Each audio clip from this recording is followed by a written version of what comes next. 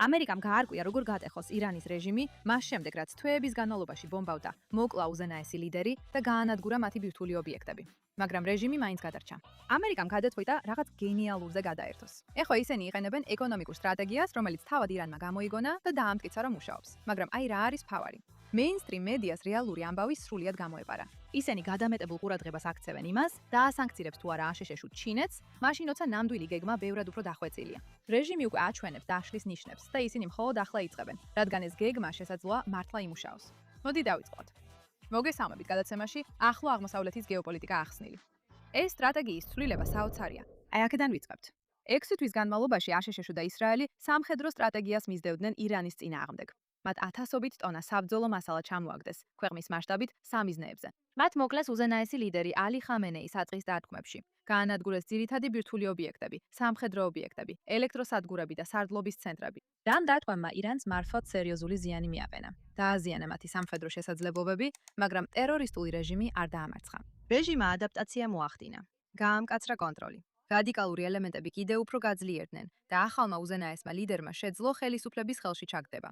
სამხედრო კამპანია მიუხედავად მისი ინტენსივობისა და წარმატებისა, რეჟიმის დაშლა ვერ მოახერხა. და ირანმა გააცნობიერა, რომ სამხედრო გზით ვერ შეძლებდა აშშ-სა და ისრაელის გაერთიანებულ ძალებთან გამარჯვებას, გადაწყვიტა სტრატეგიის შეცვლა. ისინი სხვა მიმართულებაზე გადავიდნენ. მათ მთელი დარჩენილი სამხედრო ძალა ერთ სტრატეგიულ მიზანს მოახმარეს: ჰორმუზის სრუტის კონტროლს. მათ ჩაყალეს ნაღმები, შეუტიეს გემებს, დაემუქნენ მსოფლიოს ერთ-ერთი ყველაზე მნიშვნელოვანი ნავთობის სატრანსპორტო არხის დახურვით, რომელზეც მილიარდობით ადამიანი ენერგეტიკულად არის დამოკიდებული.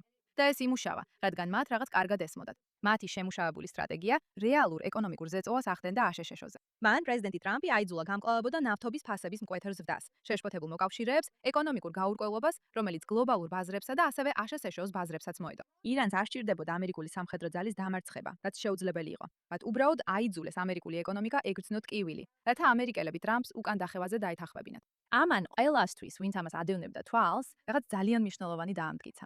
ეკონომიკური ბერკეტი შეიძლება უფრო ძლიერი იყოს, ვიდრე სამხედრო ძალა, თუ სწორად გამოიყენებ. და როცა საკმარის ეკონომიკურ ტკივილს შექმნი, მაშინაც კი ზესახელმწიფო მოლაპარაკებას ამჯობინებს, ვიდრე სამხედრო ესკალაციას. დიახ, ირანმა წარმატებას მიაღწია, მაგრამ ეს წარმატება შეუმჩნეველი არ დარჩენილა.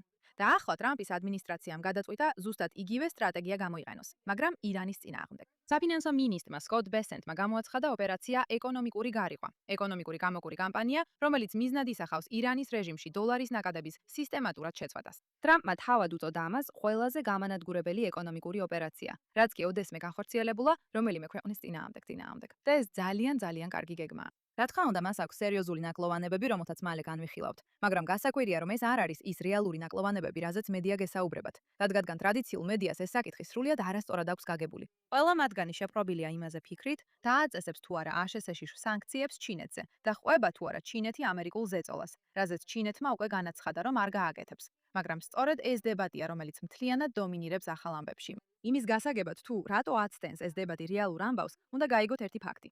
ირანის ეკონომიკა ძლიერ არის დამოკიდებული ჩინეთზე. ჩინეთი ყიდულობს ირანის დარჩენილი ნავთობის ექსპორტის დაახლოებით 90%-ს. ეს ნავთობის გაყიდვები ირანისთვის წელიწადში დაახლოებით 20 მილიარდ დოლარს წარმოადგენს, რაც მათი მთლიანი სახელმწიფო ბიუჯეტის დაახლოებით 45%-ია. თუ ჩინეთი ამ ნავთობს არ იყიდის, ირანის მთავრობა ფაქტობრივად ვერ იფუნქციონირებს. ამიტომ ყველა ფიქრობს, რომ აშშ-ის სტრატეგია აუცილებლად გულისხმობს ჩინეთის იძულებას შეწყვიტოს ირანული ნავთობის ყიდვა, რაც ამერიკისთვის დიდ ხარჯებთან იქნება დაკავშირებული. და ეს, რა თქმა უნდა, სერიოზული შედეგები შეიძლება მოხვდეს. მაგრამ აშშ-ში უკვე რამდენიმე ნაბიჯით წინ არის. აშშ-ს არ სჭირდება ჩინეთისთვის სანქციების დაწესება და არც მისი დარწმუნება თანამშრომლობაში, რადგან საზღვაო ბლოკადა უკვე თითქმის ავტომატურად აჩერებს ირანის ნავთობის გაყიდვებს. ეს არის გადამწყვეტი მომენტი, რომელსაც ყველა გამორჩენს. ირანი ჩინეთში ყოველდღიურად 1,47 მილიონ ბარელ ნავთობს აგზავნიდა თებერვალში, როდესაც კონფლიქტი დაიწყო. და აგვისტოში ეს მაჩვენებელი დაეცა 500,000 ბარელამდე დღეში, რაც დაახლოებით 6 თვეში დამანგრეველი 66%-იანი ვარნაა. აშშ-ს საზღვაო ძალები ფიზიკურად უშლის ირანულ ტანკერებს პორტებიდან გასვას. ამიტომ ჩინეთი ვერ ყიდულობს ნავთობს, რომელიც ფიზიკურად ვერ ტოვებს ქვეყანას. არ აქვს მნიშვნელობა, რამდენად სურთ მათ ირანთან თანამშრომლობა, ან მზად არიან თუ არა ნავთობის შესაძენად. ნავთობი ვერ გადის ქვეყნიდან. ყველა სანქცია, რომელზეც საუბრობენ, კონცენტრირებულია ნავთობის ექსპორტის სწრაფად შემცირებაზე.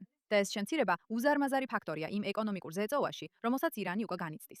ხედავთ, ეს ეკონომიკური დიდი გეგმა მრავალმხრივია და ისეა აგებული, რომ ირანს მრავალი სხვადასხვა გზით დაარტყას. ხოლო ჩინეთზე კონცენტრირება კი შეცდომაა. დიახ, ისინი ჯერ კიდევ ყიდულობენ ირანიდან და შეიძლება თუ არა თეორიულად აშეშეს, რომ ჩინეთს სერიოზული სანქციებით დაემუქროს ამ ნავთობის გამო. დიახ, მათ შეუძლიათ ეს გააკეთონ, მაგრამ რეალურად გააკეთებენ ამას. არა, თითქმის დარწმუნებით არა. ფინანსთა მინისტრმა ეს ნათლად თქვა, როცა აღნიშნა, რატომ უნდა მინდა გლობალური ფინანსური სისტემის ჩამოშლა. თუ აშშ სანქციებს დაუწესებს ჩინეთის მთავარ ბანკებს, ეს შეიძლება გაანადგუროს ან სულ მცირე მნიშვნელოვნად დააზიანოს გლობალური ვაჭრობა. დააზარალოს ამერიკული კომპანიები და ასევე გამოიწვიოს ჩინეთის საპასუხო ზომები ამერიკულ ტექნოლოგიასა და ინვესტიციებზე. და ეს უბრალოდ არ ღირს. არავის უნდა ესეთი შედეგი. ასე რომ რეალური სტრატეგია საერთოდ არ ეხება ჩინეთის იძულებას თანამშრომლობაზე. ეს ეხება ყველა ალტერნატიულ არხს, რომელსაც ირანი აუცილებლად ეცდება გამოიყენოს, როცა ნავთობის გაყიდვები სრულად შეწყდება. გახსოვდეთ, რომ ამ 65%-ს მხოლოდ ზრდა დასჭირდება. ასე რომ თქვენ გაქვთ დუბაის ჩრდილოვანი საბანკო ქსელები და თურქული კონტრაბანდის მარშრუტები ერაყ-ირანის საზღვარზე.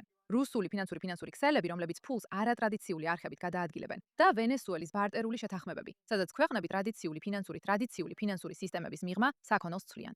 ირანის ერთ-ერთი პროქსი ჰეზბოლა, მსოფლიოში ერთ-ერთი ყველაზე დიდი ნარკოტრაფიკინგის ორგანიზაციაა.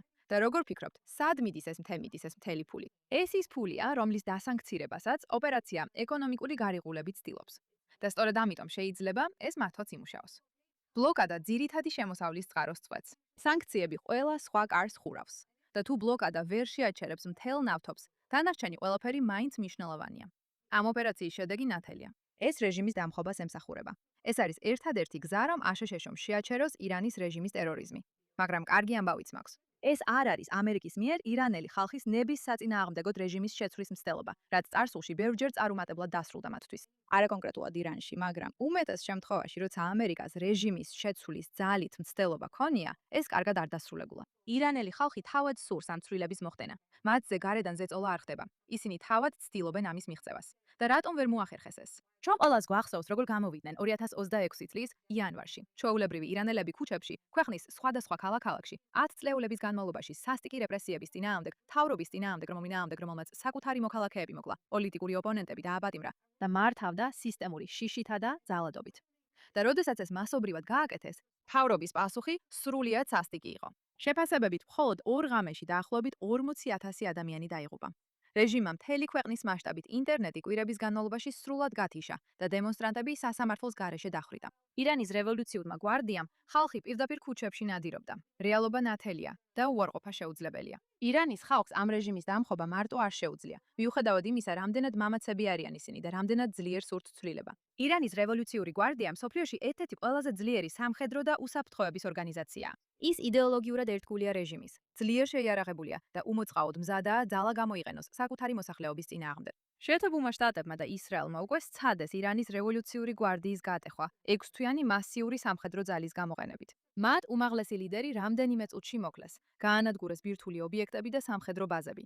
და მაინც, რეჟიმი კვლავ ხელისუფლებაშია. მათ შეძლეს ადაპტაცია და გადარჩენა და რეალურად კიდევ უფრო გაამკაცრეს კონტროლი. და როგორ მოხდა ეს? ეს იმიტომ, რომ მისი ხელმძღვანელობა ძალიან ძლიერია, მაგრამ ასევე ძლიერია მისი აღსრულების მექანიზმებიც. აი სწორედ ამას აკეთებს ეკონომიკური ზეწოლა, რასაც მხოლოდ სამხედრო ძალა ვერ ახერხებს. ეს ანგრევს იმ სისტემას, რომელიც რეჟიმს ძალაუფლებაში ამყოფებს. როცა ფული იწურება, ჯარისკაცები ხელფას ვერ იღებენ. როცა ჯარისკაცები ხელფას ვერ იღებენ, ისინი ყოველთვის მზად არ არიან ბრძანებებს დაემორჩილონ. და როცა ჯარისკაცები ბრძანებების შესრულებას წვადენ, მთელი რეპრესიული აპარატი ინგრევა. ჯარისკაცები აჩერებენ მომიტინგეებს და ჯარისკაცები იცავენ ხელმძღვანელობას. სწორედ მათ უმიზნებს ეს სტრატეგია. და სწორედ ამიტომ შეიძლება იმუშაოს იქ, სადაც მხოლოდ სამხედრო ძალამ ვერ გაამართლა. მაგრამ ეს გვაყენებს სხვა კითხვასთან. რატომ ვერ მოახერხეს ეკონომიკურმა სანქციებმა, რომლებიც უკვე მასშტაბური იყო, წარსულში წარმატების მიღწევა? რა არის ამჯერად განსხვავებული? იმის გასაგებად, თუ რატო შეიძლება ამ ოპერაციამ გაარღვიოს იქ, სადაც წინა სანქციებმა ვერ იმუშავა, უნდა გავიგოთ, რა მოხდა არასწორად ადრე და რატო გააუარესა სანქციებმა მდგომარეობა უკეთესობის ნაცვლად. აშშ ირანის წინააღმდეგ სანქციებს 10 წლეულების განმავლობაში უწყვეტად აწესებდა. ამ მიდგომას რამდენიმე ადმინისტრაცია ცდილობდა. ამდენი ხნის შემდეგ შედეგი არ ყოფილა რეჟიმის დაშლა ან რაიმე მნიშვნელოვანი პოლიტიკური ცვლილება. ამის ნაცვლად ჩვეულებრივი ირანელები საშინლად იტანჯებოდნენ, მაშინ როცა რეჟიმი რეალურად უფრო გამდიდრდა და განმტკიცდა. როგორ მოხდა ეს? სანქციებმა სამოქალაქო მოსახლეობას დამანგრეველი ზიანი მიაყენა. საკვების ფასები მკვეთრად გაიზარდა, მედიკამენტები აფთიაქებში აღარ იშოვებოდა და სამუშაო ადგილები გაქრა. ეკონომიკა შემცირდა და ჩვეულებრივი ადამიანები სულ უფრო და უფრო გაჰარიბდნენ, გადარჩენისთვის იბრძოდნენ. მაგრამ თავად რეჟიმი უფრო გამდიდრდა. და მიუხედავად იმისა, რომ ეს პარადოქსულად ჟღერს, მხოლოდ იმიტომაა ასე, რომ როცა გაიგებ, როგორ მუშაობს სანქციები ავტორიტარულ სისტემებზე, ყველაფერი ნათელი ხდება. სანქციები ქმნის შავ ბაზრებსა და კონტრაბანდის ქსელებს. და როცა ირანის რევოლუციური გვარდია იკავებს ამ შავი ბაზრების კონტროლს, ვერგან ისინი ძალის გამოყენებაზე მიდიან და სანქციების რეჟიმის მთავარი ბენეფიციარები ხდებიან, ყოველი შეზღუდვა, რომელსაც აშშ-ში აწესებს, ქმნის ახალ შესაძლებლობებს სამხედროებისთვის, რომ უზარმაზარი მოგება მიიღონ კონტრაბანდით, სანქციების გვერდისავლით შექმნილი ქსელებით, უკანონო ვაჭრობითა და ფინანსური სქემებით, რომლებსაც ჩვეულებრივი ბიზნესები ვერ იყენებენ. ასე რომ, საბოლოო შედეგი იყო ის, რომ სანქციებმა ირანის ხალხი შიმშილისა და სასოწარკვეთის წინაშე დააყენა. მაგრამ რეპრესიული აპარატი უფრო მდიდარი და ძლიერი გახადა. ფაქტობრივად გააძლიერა სწორედ ის სტრუქტურა, რომელზეც სანქციებს ეწოლა უნდა მოეხდინა. ოპერაცია ეკონომიკური გარიყვა ფუნდამენტურად განსხვავებულია, რადგან ის სრულიად სხვა რამეს ესხმის თავს. ეკონომიკურ სტიმულებს, რომლებიც ჯარისკაცებსა და უსაფრთხოების ძალებს რეჟიმისადმი ერთგულს ტოვებს.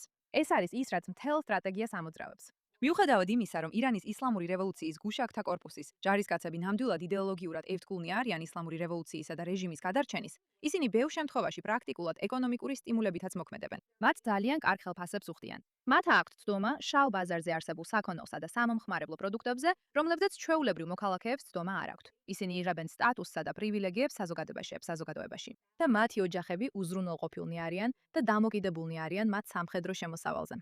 ეკონომიკური სტიმული არის ის ძირითადი ფაქტორი, რომელიც იდეოლოგიას პრაქტიკაში ამუშავებს. თუ ფულს წაართმევთ, იდეოლოგია მნიშვნელოვნად სუსტდება. რა თქმა უნდა, მე არ გულისხმობ იმ გიჟ რადიკალებს, რომლებიც ყველაზე მაღლა არიან. მაგრამ არმიის უმეტესობისთვის კი ისინი იდეოლოგიურად თანხმდებიან, მაგრამ ძალიან ფინანსურადაც არიან დამოკიდებული არმიაზე, რაც ნიშნავს, რომ მათ არ შეუძლიათ თავიანთი პოზიციების დათმობა. ირანის რევოლუციურ გვარდიაში ყოფნა ღირს. ეს უზრუნველყოფს შენს უსაფრთხოებას, შენს კომფორტს და ასევე შენი ოჯახისასაც. ოდესმე დაფიქრებულ ხარ, როგორ ხდება, რომ ასე ბევრი ირანელი რეჟიმის წინააღმდეგია, მაგრამ მაინც ასე ბევრი ჯარისკაცი უჭერს მას მხარს. დიახ, ზოგიერთისთვის ეს რელიგიურია, მაგრამ ბევრისთვის ეს ფინანსურ ინტერესს უკავშირდება. ავტორიტარული რეჟიმი არსებობს იმიტომ, რომ ჯარისკაცები ასრულებენ ბრძანებებს, რათა შეინარჩუნონ კონტროლი, ჩაახშონ წინააღმდეგობა და გამოიყენონ ძალა მოსახლეობის წინააღმდეგ.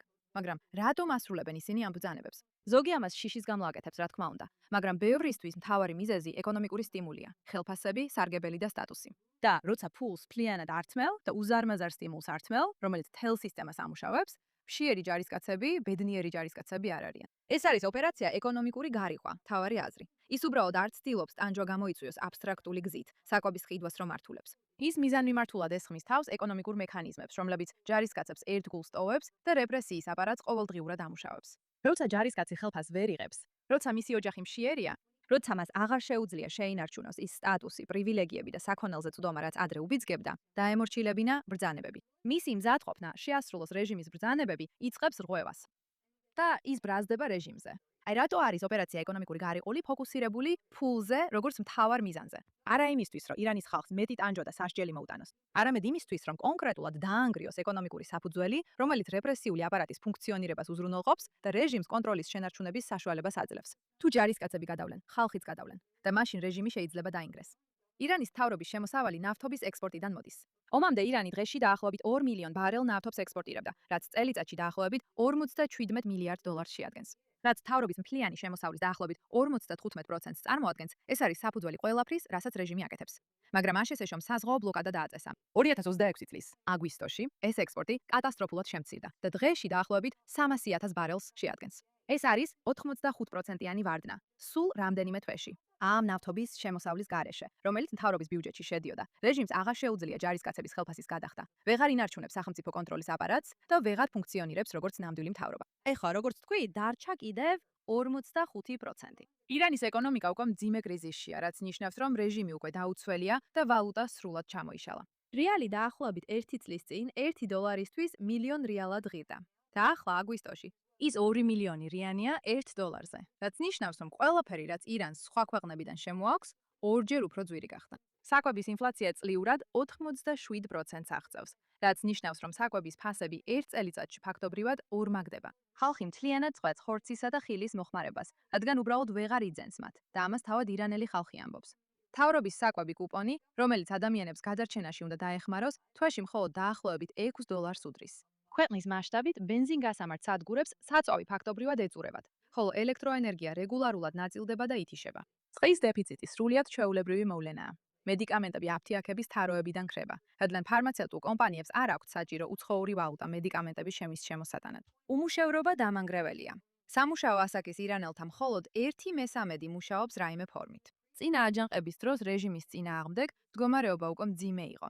ეს დიდწილად არის ის мотиваცია, რის გამოც ხალხმა ბრძოლა გადაწყვიტა. ისინი ფიქრობდნენ, რომ დასაკარგი არაფერი ჰქონდათ, მაგრამ ახლა მდგომარეობა კიდევ უფრო მძიმდება. საშინელია, რომ ირანის ხალხს ამის შედეგების ატანა მოუწევს. მაგრამ გახსოვდეთ, ეს უკვე მასშტაბური ჰუმანიტარული კრიზისია, რომელსაც რეჟიმი ხელმძღვანელობს და რომელიც ჩვეულებრივი ადამიანების ცხოვრებას ანადგურებს. და ეს ყველაფერი ხდება მანამდე, სანამ ოპერაცია ეკონომიკური გარიყვა სრულად ამოქმედდება.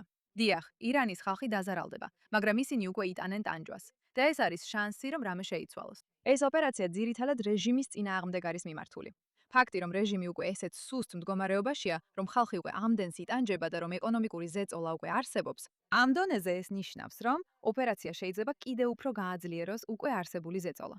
და ფაქტობრივად რეჟიმს ეუბნება, ჩვენ არ მოგცემთ საშუალებას, რომ ამ ეკონომიკური ჩამოშლიდან გამოხვიდეთ.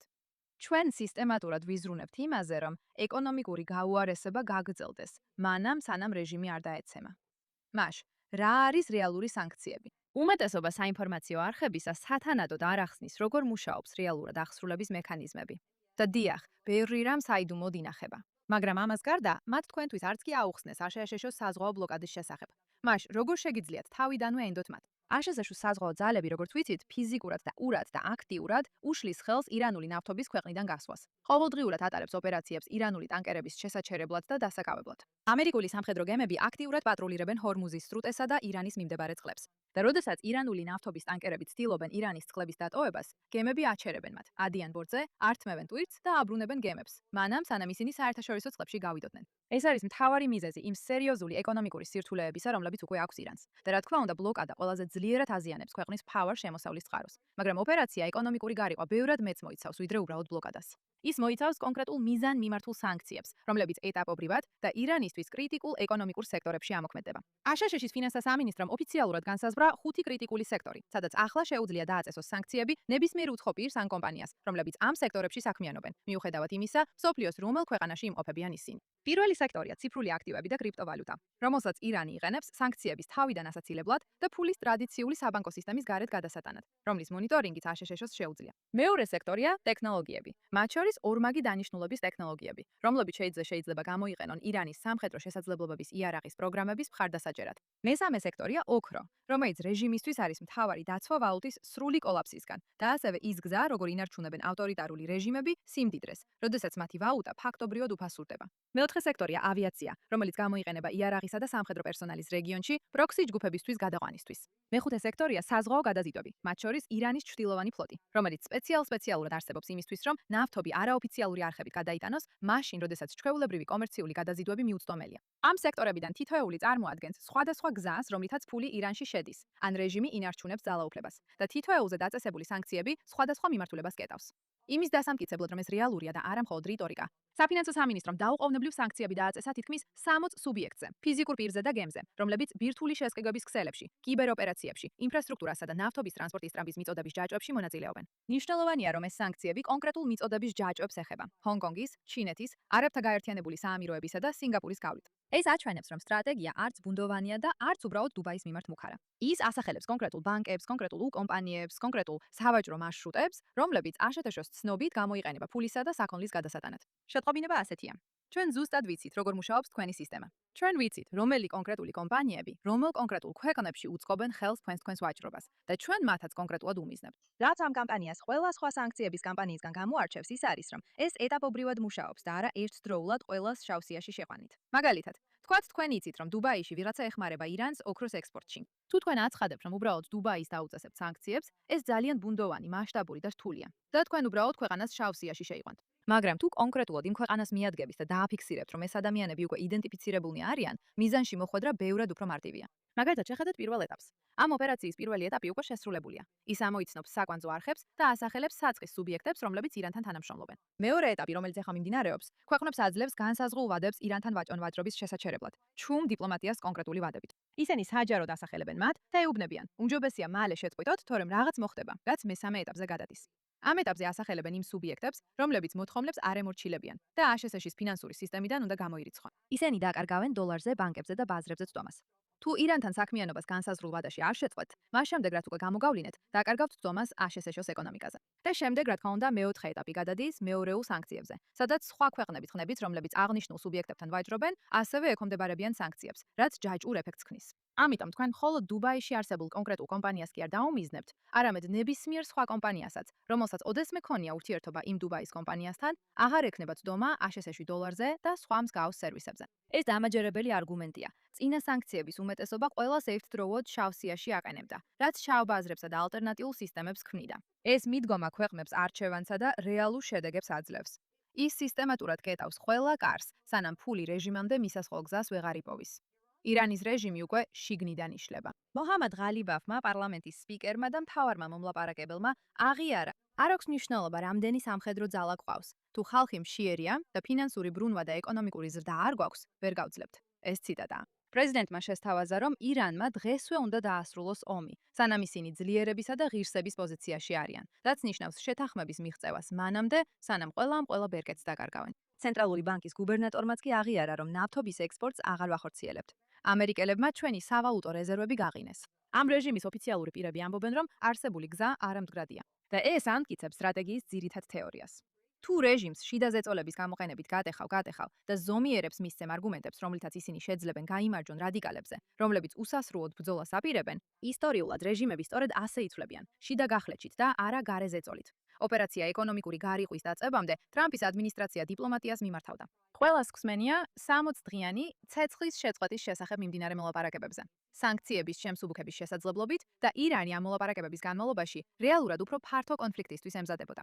აძლიერებდა კონტროლს, ზრდიდა რაკეტების წარმოებას, კოორდინაციას უწევდა პროქსი თავდასხმებს. როცა ეს დასრულდა, ირანის საგარეო საქმეთა სამინისტრომ განაცხადა, რომ მოლაპარაკება სრულიად დააკარგა აქტუალობა. ირანს არასდროს ჰქონია შეთანხმების სურვილი. ისინი უბრალოდ დროს იგებენ, რომ მომდევნო ესკალაციისთვის მოემზადონ. დიპლომატია ვერ იმუშავებს რეჟიმთან, რომელიც მშვიდობის მოლაპარაკებებს ომისთვის მოსამზადებლად იყენებს. აშშ-ის ელჩმა ჰაკაბიმ საინფორმაციო წყაროებს განუცხადა, რომ პრეზიდენტი ტრამპი არ ბლეფობს და ის რეალურ სამხედრო ოპერაციებზე მიუთითებს, რომლებმაც დაამტკიცეს ამერიკის მზადყოფნა ძალის ფართო მასშტაბიანად გამოყენებისთვის. რადგან სწორედ ეკონომიკური სანქციებისა და სამხედრო სანქციების ერთობლიობაა ეფექტური. გახსოვთ ოპერაცია შუაღამის ჩაქუჩი ივნისში. მან ერთ ღამეში 3 ირანული ბირთვული ობიექტი გაანადგურა. ამერიკას სამხედრო ოპერაციების არ ეშინია. ეპიკური რისხვა თებერვალში იყო. 40 დღიანი დაბომბვა, რომელმაც უმაღლესი ლიდერი ხამენეი პირველივე წუთებში მოყვა. და ახლა ოპერაციით ეკონომიკური გარიყვა, ტრამპი ამბობს.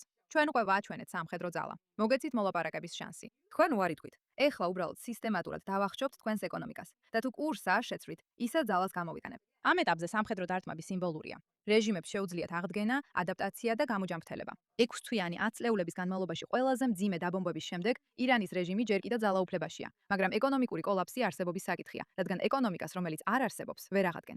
ვერ შეინარჩუნებ სამხედრო ძალებს, როცა მათ ვერ უხდი და ვერ შეინარჩუნებ კონტროლს, როცა ფული აღარ არის და ხალხი წყურვი იტყდება, რეჟიმმა უნდა აირჩიოს. სერიოზულად აპირებენ მოლაპარაკებას. თუ უხურებენ, როგორ ინგრევა მათი მთავრობა შიგნიდან. ირანის ხალხი უკვე სასოწარკვეთილია და მზადაა შესაძლებლობისთვის. თუ აშშ-ში რეჟიმს ფულს გადაუკეთებს, შემდეგი რამდენიმე თვე ნამდვილი გამოცდა იქნება. გაძადგამს თუ არა ტრამპის ადმინისტრაცია მესამე ეტაპზე გადასვლის ნაბიჯს და დაასახელებს თურქ კონტრაბანდისტებს, დუბაის ბანკებს, რუსულ ინსტიტუტებს, რომლებიც ვავადების გასვლის შემდეგ არ დაემორჩილებიან. თუ კი ისინი უკან დაიხევენ, მესამე ეტაპიდან, როდესაც პოლიტიკური ან ეკონომიკური ზეწოლა გაიზრდება. ეს განსაზღვრავს, წარმატებული იქნება თუ არა ეს ოპერაცია, თუ უბრალოდ გახდება მორიგი სანქციების მუხარა, რომელსაც ირანი უკვე შეეჩვია. რადგან ეს ხშირად ასე ხდება სანქციების შემთხვევაში. ისინი ჟღერს მასშტაბურად, ჟღერს უკიდურესად, მაგრამ მათი აღსრულება ძალიან რთულია. საფინანსო სამინისტრომ დაამტკიცა, რომ სერიოზულად ეკიდება ამ საკითხს 60 დაუყოვნებელი სანქციით, მაგრამ ეს მხოლოდ მაშინ იმუშავებს, თუ ამერიკა ყველა 4 ეტაპზე აღსრულებას უზრუნველყოფს. ტრამპმა აშშ-ის ყველა მოკავშირეს მოუწოდა, შეუერთდნენ ამ ძალას და შექმნენ კოორდინირებული გლობალური მოქმედება. და გახსოვდეთ, ეს ახლა მხოლოდ ირანის ბირთვულ შესაძლებლობებს აღარ ეხება. ირანი, რომელიც ჰორმუზის სრუტეს აკონტროლებს, გლობალურ გადაზიდვებზე ყველგან ახდენს გავლენას და ამით ეკონომიკები მთელ მსოფლიოში ზარალდება. კოალიციის ზეწოლა სანქციებს ეფექტურს გახდის და მუხარას სანდოობას შესცენს. ისე როგორც ერთპიროვნული მოქმედება ვერ შეძლებს და ეს არის იმედი. თუ ეს ოპერაცია წარმატებით განხორციელდება, ირანის ხალხს საბოლოოდ მიეცემა შესაძლებლობა თავად განსაზღვროს თავისი მომავალი. და თუ ეს არ იმუშავებს, თუ ამერიკა მუქარას გამოთქვამს, მაგრამ რეალურად არ განახორციელებს მას, რეჟიმი კიდევ ერთხელ გადარჩება და ირანის ხალხისა და მთელი მსოფლიოს რეპრესიები გაგრძელდება. ერთადერთი მნიშვნელოვანი კითხვა ახლა ესეთია. ექნება კი ამერიკას ნება ეს საქმე ბოლომდე მიიყვანოს? პასუხი განსაზღვრავს, მიიღებს თუ არა ირანის ხალხი საბოლოოდ თავისუფლებას. თუ დარჩება რეჟიმის ტყვეობაში, რომელიც ძალაუფლების შესანარჩუნებლად 10,000-ობით ადამიანის მოკლასაც არ მოერიდება. მე ირა იერაკაი ვარ და მომავალ შეხვედრამდე